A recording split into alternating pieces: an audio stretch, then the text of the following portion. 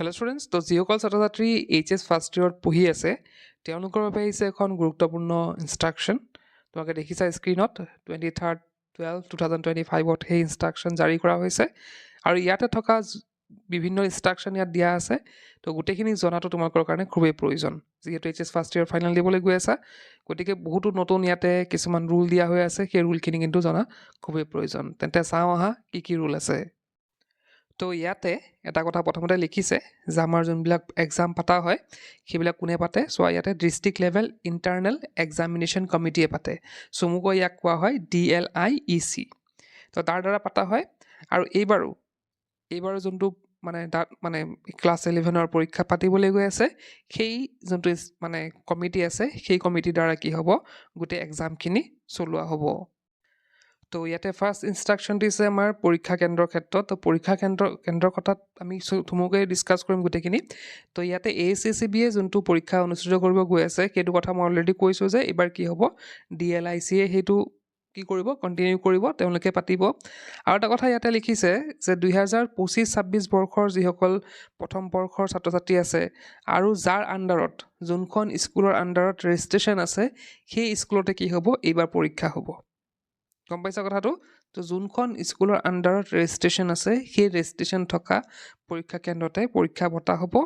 তাৰপিছতে তোমালোকে দেখা পাইছা ইয়াতে উচ্চতৰ মাধ্যমিক প্ৰথম বৰ্ষৰ পৰীক্ষা 2026ৰ বাবে অনলাইন প্ৰপত্ৰ পূৰণৰ কোনো ব্যৱস্থা নাথাকিব। আগতে কি হয়, ফৰ্ম ফিল আপ হয় অনলাইন, আৰু সেই ফৰ্ম ফিল আপ কৰাৰ পিছত তোমালোকৰ পৰীক্ষাৰ বহিব দিয়া হয়। কিন্তু এইবাৰ কিন্তু কোনো ধৰণৰ ফৰ্ম ফিল আপৰ ব্যৱস্থা নাথাকিব। ছাত্ৰ ছাত্ৰীৰ তালিকা নম্বৰ এণ্ট্ৰি পৰ্টেলত মাৰ্ক এণ্ট্ৰি পৰ্টেল উপলব্ধ হ'ব। তো কি হ'ব, পৰীক্ষাৰ পিছত যোনখিনি মাৰ্ক এণ্ট্ৰি পৰ্টেল আছে সেইখিনিত তাত কি হ'ব, ছাত্ৰ ছাত্ৰীসকলৰ নামবিলাক তাত এভেইলেবল থাকিব। নেক্সট আছে আমাৰ প্ৰশ্ন প্ৰকাশত প্ৰস্তুতিকৰণ, preparation printing of question paper. তো ইয়াতে কি কৈছে, DLICয়ে প্ৰশ্ন কাকত আৰু OMR উত্তৰ বহী, OMR শ্বীট হ'ব কিছুমান ছাবজেক্টত, কি ছাবজেক্ট হ'ব সেইখিনি পিছত কৈ আছোঁ।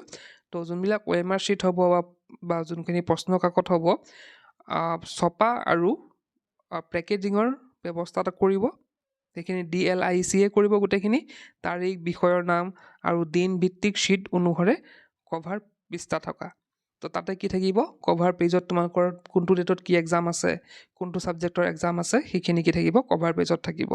আৰু এই কাম কি কৰিব, অন্য জিলাৰ প্ৰেছত কৰাৰ ক্ষেত্ৰত অগ্ৰাধিকাৰ প্ৰদান কৰিব। বেলেগ বেলেগ যাতে জিলাত হয়, তো সেইটো অগ্ৰাধিকাৰ দিব। আৰু কি কৈছে, DLICয়ে প্ৰশ্ন কাকত আৰু OMR উত্তৰ বহী যদি থাকে পেকেটসমূহ চিল কৰা অৱস্থাত উচ্চতৰ মাধ্যমিক চূড়ান্ত পৰীক্ষা 2026ৰ পৰীক্ষা কেন্দ্ৰত অথবা আৰক্ষী থানা আউট পোষ্টত নিজ সুবিধা অনুযায়ী উপযুক্ত ৰেকৰ্ডসহ সংৰক্ষণ কৰিব লাগিব। তো এতিয়া কি কৰিব, যোনবিলাক প্ৰশ্ন কাকত থাকিব সেইখিনি পেকেটিং কৰি পেলাই হয়তো পৰীক্ষা কেন্দ্ৰত থ'ব পাৰে বা পুলিচ থানাত থ'ব পাৰে বা আউটপোষ্টত থ'ব পাৰে, সেইটো তেওঁলোকৰ সুবিধা মতে কৰিব দিছে। তো ইয়াতে উচ্চতৰ মাধ্যমিক চূড়ান্ত পৰীক্ষা 2026ৰ পৰীক্ষা কেন্দ্ৰত ৰখা চিল কৰা প্ৰশ্ন কাকত OMR উত্তৰ বহী পেকেটসমূহ সুৰক্ষিত জিম্মাত দায়িত্ব কেন্দ্ৰৰ ভাৰপ্ৰাপ্ত বিষয়া চেণ্টাৰ ইনচাৰ্জৰ ওপৰত থাকিব। তো প্ৰত্যেকখন স্কুলতে বা প্ৰত্যেকখন চেণ্টাৰতে কি থাকিব, এজন চেণ্টাৰ ইনচাৰ্জ থাকিব আৰু প্ৰশ্ন কাকতবিলাক সুৰক্ষিত কৰি ৰখাৰ ক্ষেত্ৰত তেওঁলোকৰ দায়িত্ব থাকিব। সেইটো শিক্ষানুষ্ঠানসমূহে DLIECৰ নিৰ্দেশনা অনুসৰি পৰীক্ষাৰ দিনা তেওঁলোকৰ নিৰ্দিষ্ট উচ্চতৰ মাধ্যমিক চূড়ান্ত পৰীক্ষা কেন্দ্ৰ 2026 বা PSPOPৰ পৰা প্ৰশ্ন কাকত পেকেটসমূহ দিন আৰু শ্বীট অনুসৰি সংগ্ৰহ কৰিব।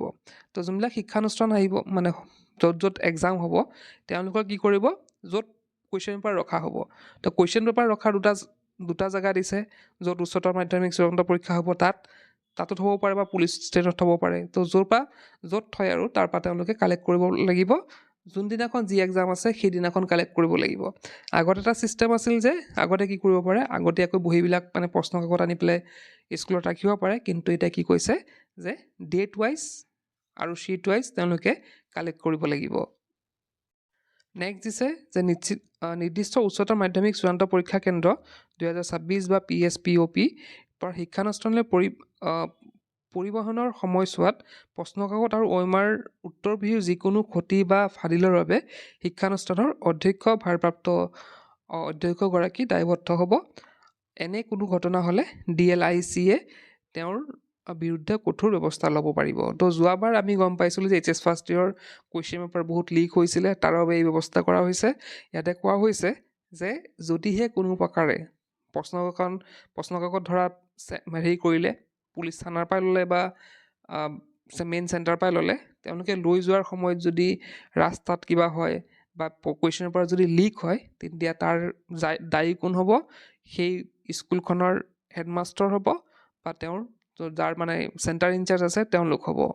তাৰপিছতে ইয়াতে কোৱা হৈছে যে 2025-26 বৰ্ষৰ উচ্চতৰ মাধ্যমিক প্ৰথম বৰ্ষৰ পৰীক্ষা 2026 চনৰ মাৰ্চ মাহত অনুষ্ঠিত হ'ব।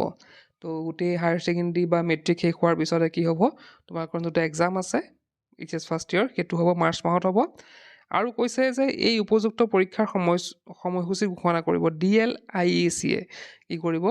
ইয়াৰ যোনটো মানে ৰুটিন তেওঁলোকে প্ৰকাশ কৰিব।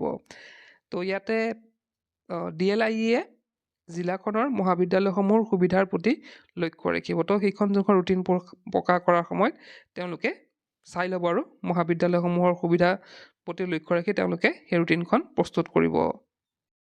তাৰপিছত দিছে যে প্ৰশ্নকাকত প্ৰস্তুতিকৰণ ক্ষেত্ৰত কেনেকুৱা ব্যৱস্থা থাকিব সেইখিনি কৈছে। DLICয়ে সময়ে সময়ে ASSCB ডিভিজন 2ৰ দ্বাৰা প্ৰশিক্ষণপ্ৰাপ্ত শিক্ষকসকলৰ সহায়ত প্ৰশ্নকাকত প্ৰস্তুত কৰিব। তো যিসকলক ট্ৰেইনিং দিয়া হ'ব প্ৰশ্নকাকত কটাৰ কাৰণে, তেওঁলোকে কি কৰিব? সেই প্ৰশ্নকাকতসমূহ কাটিব। তো প্ৰশ্নকাকতৰ গাঁথনি যে কেনেকুৱা ষ্ট্ৰাকচাৰ হ'ব প্ৰশ্নকাকতৰ, সেইখিনি তলত দিয়া হৈ আছে।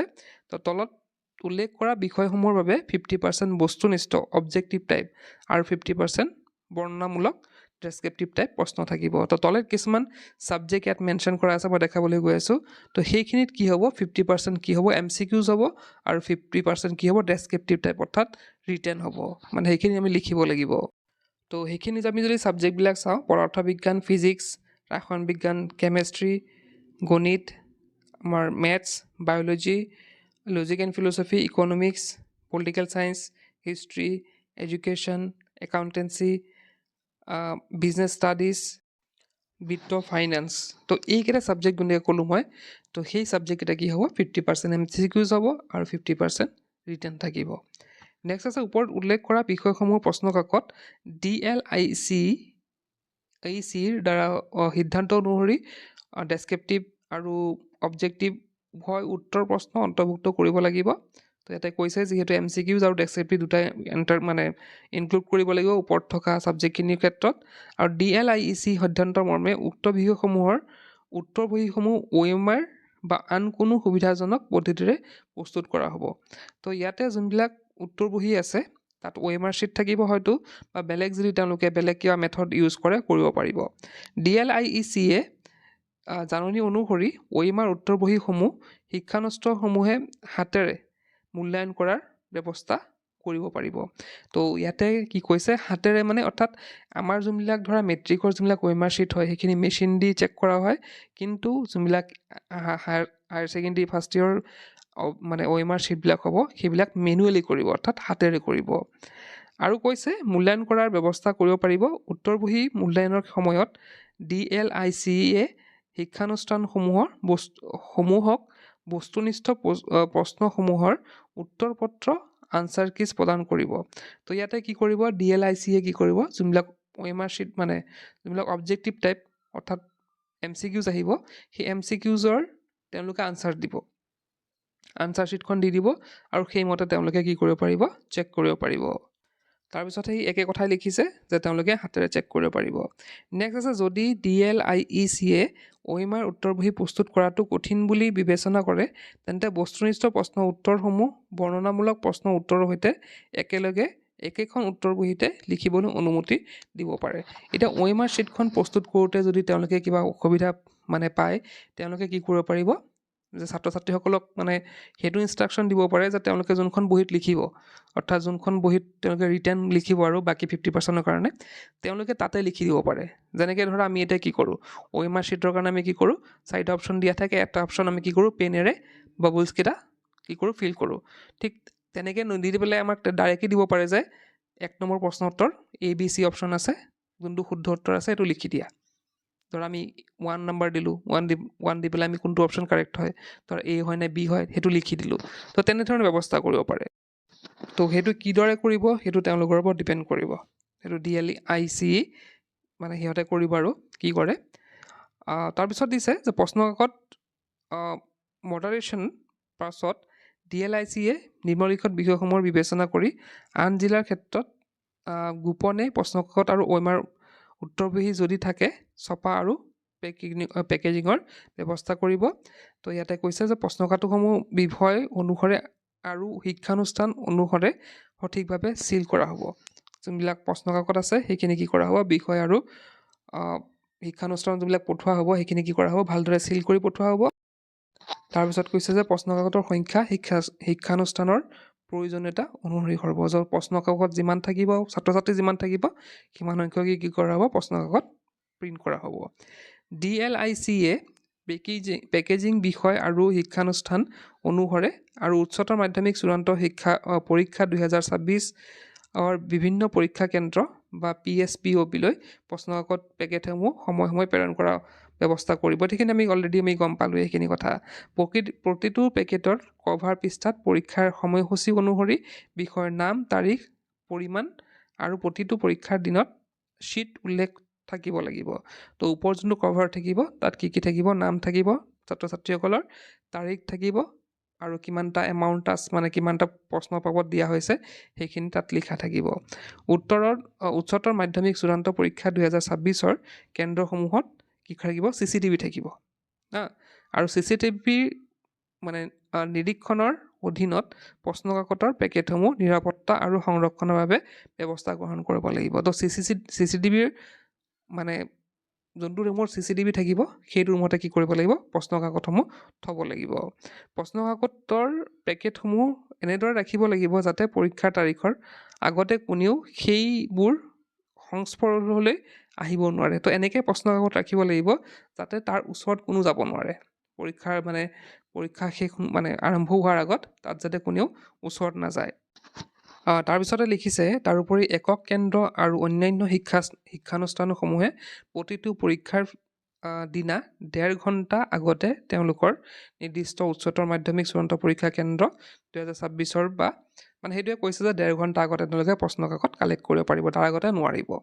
কোনো পৰিস্থিতিত অধ্যক্ষ, ভাৰপ্ৰাপ্ত অধ্যক্ষ বা তেওঁৰ দ্বাৰা নিয়োজিত ব্যক্তিয়ে নিৰ্দিষ্ট শিক্ষানুষ্ঠানৰ পোৱাৰ আগতে গোপনীয় পেকেটৰ চিল খুলিব নোৱাৰিব। যে তেওঁলোকে শিক্ষানুষ্ঠানৰ আগতে তেওঁলোকে চিল খুলিব নোৱাৰিব। উচ্চতৰ মাধ্যমিক চূড়ান্ত পৰীক্ষা কেন্দ্ৰ 2026 বা POPৰ পৰা শিক্ষানুষ্ঠানলৈ পৰিৱেশনৰ সময়ত প্ৰশ্নকাকত আৰু OMR উত্তৰবহী কোনো ধৰণৰ ক্ষতি বা সেইখিনি আমি অলৰেডি পঢ়িছোঁ আগতে। যিবোৰ পৰীক্ষা কেন্দ্ৰত প্ৰশ্নকাকত OMR উত্তৰবহী সংৰক্ষণ কৰা হৈছে আৰু যিবোৰ শিক্ষানুষ্ঠানত পৰীক্ষা অনুষ্ঠিত হ'ব, DLICয়ে সেইবোৰ নিৰন্তৰ নিৰীক্ষণ কৰি থাকিব। তো যোনবিলাক এক্সাম হৈ আছে, যোনখন স্কুলত এক্সাম হয় সেইখিনি কি কৰিব, তেওঁলোকে নিৰীক্ষণ কৰি থাকিব। তাৰপিছতে ইয়াতে লিখিছে পৰীক্ষাৰ আৰম্ভ হোৱাৰ ঠিক 20 মিনিটৰ পাছত ব্যৱহাৰ নোহোৱা বা ৰৈ যোৱা প্ৰশ্নকাকতসমূহ সুৰক্ষিত জিম্মাত ৰখাৰ ব্যৱস্থা কৰিব লাগিব। যে কোনোবা হয়তো এবচেণ্ট থাকিব পাৰে, তেওঁলোকৰ কি কৰা হ'ব, প্ৰশ্নকাকতকেইখন বা উত্তৰবহীকেইখন কি কৰিব, সুৰক্ষিত ঠাইত থৈ দিব লাগিব। তাৰপিছতে ইয়াতে বিভিন্ন ইনষ্ট্ৰাকশ্যন আছে যদিও আমাৰ যোনখিনি দৰকাৰ সেইখিনি আমি পঢ়িম। 4 নম্বৰ অপশ্যনটো চোৱা তোমালোকে। তো পৰীক্ষা নিৰ্ধাৰিত সময়ৰ 30 মিনিট আগতে ভাৰপ্ৰাপ্ত বিষয়াই প্ৰশ্নকাকতৰ চিল বা কৰা পেকেটসমূহ খুলিব। তেওঁ অন্ততঃ 2 গৰাকী নিৰীক্ষক আৰু 2 জন পৰীক্ষাৰ্থীৰ উপস্থিতিত প্ৰশ্নকাকতসমূহ খুলিব লাগিব। তো প্ৰশ্নকাকতসমূহ অলৰেডি চিল থাকিব, কিন্তু তেওঁ 30 মিনিট আগতে চেণ্টাৰ ইনচাৰ্জে কি কৰিব পাৰিব, সেইটো খুলিব পাৰিব।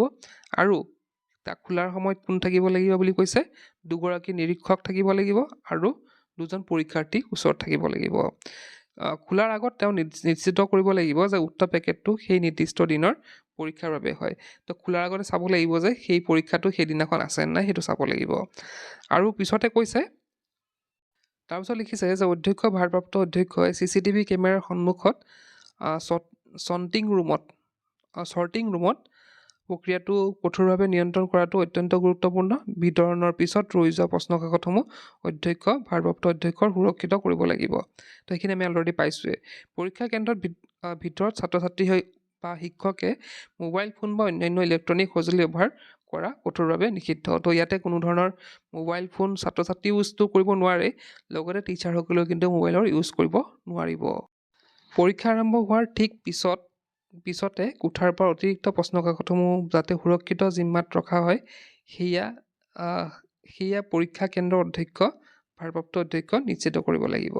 নেক্সট আছে উত্তৰ বহী আৰু OMR উত্তৰ বহীৰ মানে পেকেটসমূহ DLICয়ে প্ৰস্তুত কৰা ক্লাষ্টাৰ তালিকাৰ অনুসৰি নিৰ্ধাৰিত মূল্যায়ন শিক্ষানুষ্ঠানলৈ হাতে হাতে পঠিয়াব লাগিব। তো যোনখিনি বাচি যায় সেইখিনি কি কৰিব লাগিব?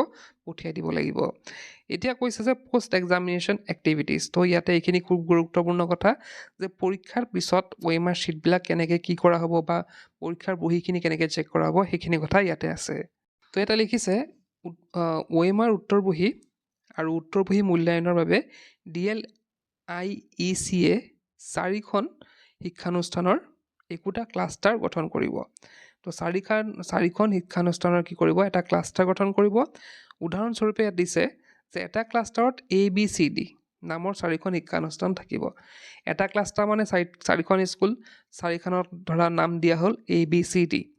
এতিয়া কৈছে যে উদাহৰণস্বৰূপে OMR শ্বীট আৰু উত্তৰ বহীৰ এনেদৰে মূল্যায়ন কৰা হ'ব যে শিক্ষানুষ্ঠান Aয়ে শিক্ষানুষ্ঠান Bৰ আৰু Bয়ে Cৰ আৰু Cয়ে শিক্ষানুষ্ঠান Dৰ আৰু Dয়ে শিক্ষানুষ্ঠান Aৰ OMR উত্তৰ বহী বা উত্তৰ বহী মূল্যায়ন কৰিব। এতিয়া আগতে কি হৈছিলে যে যোনখন স্কুলত পৰীক্ষা হৈছিল সেইখন স্কুলতে কি কৰা হৈছিলে? মানে বহীখিনি চোৱা হৈছিলে। কিন্তু এইবাৰ কি হ'ব? ছিষ্টেমটো তোমালোকে গম পালা। যদি ABCD ধৰা স্কুল 4খন থাকিলে তেওঁলোকে কি কৰিব? সাল সলনি কৰি ল'ব। ধৰা একেখন মানে নিজৰ স্কুলতে চোৱা নহ'ব, বেলেগ স্কুলেহে কি কৰিব? সেইখন উত্তৰ বহী চাব। আৰু পিছৰ কথাটো সেইটোৱে লিখা আছে যে OMR শ্বীটখন মেনুৱেলি চেক কৰা হ'ব। মূল্যায়ন প্ৰক্ৰিয়া সম্পূৰ্ণ হোৱাৰ পিছত তেওঁলোকে বিষয়ভিত্তিক নম্বৰ তালিকা বা মাৰ্কছ ফইল OMR উত্তৰ বহী আৰু সাধাৰণ উত্তৰ বহী উভয়ে প্ৰস্তুত কৰিব আৰু সেইসমূহ OMR উত্তৰ বহী আৰু উত্তৰ বহী পেকেটৰ সৈতে নিৰ্ধাৰিত উচ্চতৰ মাধ্যমিক চূড়ান্ত পৰীক্ষা কেন্দ্ৰ 2026ত জমা দিব। তো যোনখন স্কুলে চেক কৰিব সেই নম্বৰখিনি এখন তালিকা প্ৰস্তুত কৰি তেওঁলোকে কি কৰিব লাগিব? মেইন চেণ্টাৰত তেওঁলোকে জমা দিব লাগিব। উচ্চতৰ মাধ্যমিক চূড়ান্ত পৰীক্ষা কেন্দ্ৰই তথা এণ্ট্ৰি বা ডাটা এণ্ট্ৰি প্ৰক্ৰিয়াৰ বাবে সংশ্লিষ্ট শিক্ষানুষ্ঠানসমূহলৈ OMR উত্তৰ বহী আৰু উত্তৰ বহী দুয়োটাৰ বিষয় অনুসৰি নম্বৰ ফইল বা মাৰ্কছ ফইল বিতৰণ কৰিব। তো ইয়াতে কি কৈছে যে মাৰ্কছ এণ্ট্ৰিৰ বাবে মানে বিষয় অনুসৰি কি কৰিব লাগিব? মাৰ্কছবিলাক এণ্ট্ৰি কৰিব লাগিব। তাৰ বাবে কি কৰা হ'ব? তেওঁলোকে সেই যোনটো নাম্বাৰ শ্বীট সেইটো শিক্ষানুষ্ঠানলৈ পঠাই দিব। মানে যোনখন স্কুলৰ হয় সেই স্কুলখনত পঠাই দিব। পৰৱৰ্তী সময়ত SSCB ডিভিজন 2য়ে নম্বৰ আপলোড কৰাৰ বাবে এক number entry portal mark entry portal মুকলি কৰিব। নম্বৰ এণ্ট্ৰি প্ৰক্ৰিয়া সম্পূৰ্ণ হোৱাৰ পিছত উচ্চতৰ মাধ্যমিক প্ৰথম বৰ্ষৰ পৰীক্ষা 2026ৰ ফলাফল আৰু মাৰ্কশ্বীট প্ৰস্তুত কৰা হ'ব। তো সেই মাৰ্কছ মানে পৰ্টেলটো খুলি দিব। তোমালোকে জানা অলৰেডি যে পৰ্টেলবিলাকত কি কৰা হয়? মাৰ্কছবিলাক এণ্ট্ৰি কৰা হয়। তো সেই মাৰ্কছ এণ্ট্ৰিৰ বাবে কি কৰা হ'ব? পৰ্টেলটো খোলা হ'ব আৰু মাৰ্কছখিনি এণ্ট্ৰি কৰাৰ পিছতে মাৰ্কশ্বীটৰ কাম আৰম্ভ হ'ব। পৰ্টেলত নম্বৰ আপলোড কৰাৰ সময়ত শিক্ষানুষ্ঠানসমূহে অতিৰিক্ত সাৱধানতা অৱলম্বন কৰিব যাতে মূল্যায়ন কৰা নম্বৰ আৰু এণ্ট্ৰি কৰা নম্বৰ একে হয়। তো বহুতে কি কৰে কম নম্বৰ পালে তেওঁলোকে কি কৰে? বেছি নম্বৰ ভৰাই দিয়ে। তো সেনেকুৱা যাতে নহয় সেইটো কৰিব দিছে, যাতে সেইটো নকৰে সেইটো ইয়াত লিখি দিছে। নম্বৰৰ কোনো অমিল হ'লে সেই সংশ্লিষ্ট শিক্ষানুষ্ঠানৰ মুৰব্বী ব্যক্তিগতভাৱে দায়ী হ'ব। তো ইয়াতে কৈছে যে নম্বৰৰ তেনেকৈ খেলি মেলি হয় তেতিয়া কি হ'ব? সেই স্কুলখনৰ যোনজন ভাৰপ্ৰাপ্ত বিষয়া আছে অৰ্থাৎ প্ৰিন্সিপাল আছে তেওঁ দায়ী হ'ব। শিক্ষানুষ্ঠানৰ মুৰব্বীয়ে মাৰ্কশ্বীটসমূহ ডাউনলোড কৰিব আৰু প্ৰতিখন মাৰ্কশ্বীটতে তেওঁৰ চহী কৰিব। তো যিজন প্ৰিন্সিপাল আছে তেওঁলোকে কি কৰিব? মাৰ্কশ্বীটবিলাক ডাউনলোড কৰিব আৰু তেওঁলোকৰ চিল বা চহী মাৰিব।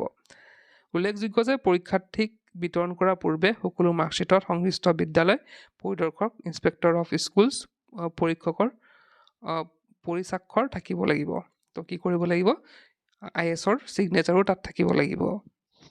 তাৰপিছত দিছে যে ব্যৱহাৰিক পৰীক্ষা প্ৰেক্টিকেল এক্সামিনেশ্যনৰ ক্ষেত্ৰতো কিছুমান ইনষ্ট্ৰাকশ্যন ইয়াত দিয়া হৈছে উচ্চতৰ মাধ্যমিক প্ৰথম বৰ্ষৰ ব্যৱহাৰিক বা প্ৰেক্টিকেল পৰীক্ষা 2026 ডিভিজন ASSCB ডিভিজন 2ৰ অধীনত সকলো স্বীকৃতিপ্ৰাপ্ত শিক্ষানুষ্ঠানত DLICয়ে প্ৰকাশ কৰা সূচী অনুসৰি যথাসময়ত সংশ্লিষ্ট বিষয় শিক্ষকে অনুষ্ঠিত কৰিব তো প্ৰেক্টিকেলসমূহ কি কৰা হ'ব বিষয় শিক্ষকে ল'ব শিক্ষানুষ্ঠানসমূহৰ মুৰব্বীয়ে ব্যৱহাৰিক বা প্ৰেক্টিকেল পৰীক্ষা এটা ৰেকৰ্ড ৰাখিব তো সেই স্কুলৰ প্ৰিন্সিপালে কি কৰিব ইয়াৰ ৰেকৰ্ড এটা ৰাখিব কেতিয়া কি কৰা হ'ল প্ৰেক্টিকেল কেতিয়া হ'ল সেইখিনি গোটেইখিনি ৰেকৰ্ড কোনে ৰাখিব প্ৰিন্সিপালে ৰাখিব সকলো ব্যৱহাৰিক বা প্ৰেক্টিকেল পৰীক্ষাৰ মাৰ্ক ফাইলত সংশ্লিষ্ট বিষয় শিক্ষক আৰু শিক্ষানুষ্ঠানৰ মুৰব্বীয়ে চহী কৰিব লাগিব তো প্ৰেক্টিকেল লোৱাৰ পিছত যোনবিলাক মাৰ্কছ আছে তাত কি কৰিব লাগিব শিক্ষানুষ্ঠানৰ যিজন প্ৰিন্সিপাল আছে তেওঁ বা বিষয় শিক্ষকে কি কৰিব তাত চাইন মাৰিব লাগিব তেওঁলোকৰ ব্যৱহাৰিক বা প্ৰেক্টিকেল পৰীক্ষাৰ ফলাফলসমূহ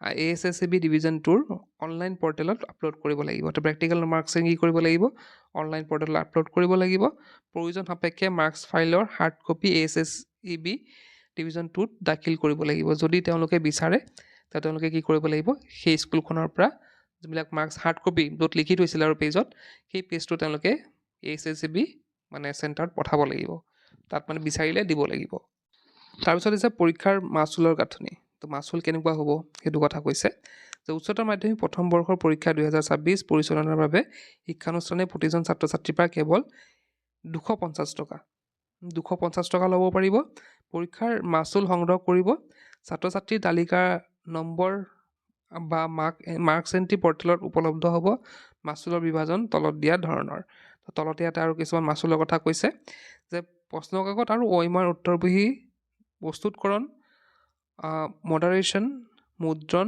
পেকেজিং সংৰক্ষণ আৰু বিতৰণ আদি ব্যৱস্থাৰ বাবে শিক্ষানুষ্ঠানে প্ৰতিজন পৰীক্ষাৰ্থীৰ বাবদ 130 টকা ল'ব DLIC লৈ হস্তান্তৰ কৰিব আৰু সেই পইচাখিনি কাক দিব DLIEC লৈ দিব লাগিব উত্তৰ বহী মূল্যায়ন আৰু অন্যান্য খৰচৰ বাবে প্ৰতিজন শিক্ষাৰ্থীৰ পৰা 70 টকা ল'ব আৰু শিক্ষানুষ্ঠানে নিজৰ হাতত ৰাখিব সেইটো আৰু বাকী অৱশিষ্ট যোনটো 50 টকা থাকিলে সেই 50 টকা কি কৰিব প্ৰতিজন শিক্ষাৰ্থীৰ বাবদ ফলাফল প্ৰক্ৰিয়াকৰণৰ মাচুল হিচাপে ASSCB ডিভিজন 2 লৈ হস্তান্তৰ কৰিব লাগিব এইটো ৰিজাল্ট প্ৰস্তুত কৰিব যিহেতু ASSCBয়ে গতিকে 50 টকাটো কাক দিব লাগিব মানে ASSCB লৈ পঠাব লাগিব মেইন চেণ্টাৰলৈ পঠাব লাগিব তো টোটেল কিমান হ'ব 250 অৰ্থাৎ 250 ৰুপিজ তেওঁলোকে ল'ব পাৰিব ইয়াতকৈ বেছি ল'ব নোৱাৰিব তো এইখিনি আছিলে ASSCBৰ ডিভিজন 2ৰ যোনটো নতুনকৈ আমাৰ HS ফাৰ্ষ্ট ইয়েৰ এক্সাম হ'বলৈ গৈ আছে তাত কিছুমান ইনষ্ট্ৰাকশ্যন আৰু এইখিনি জনাটো খুবেই প্ৰয়োজন তোমালোকৰ যিহেতু HS ফাৰ্ষ্ট ইয়েৰ এক্সাম দিবলৈ গৈ আছা খুবেই নতুন কিছুমান মেথড আহিছে আৰু সেই মেথডখিনি তোমালোকে জনাটো খুবেই প্ৰয়োজন তো এইখিনি আছিলে আজিৰ ভিডিঅ'ত আহি কৰিলোঁ কি পৰ্যায়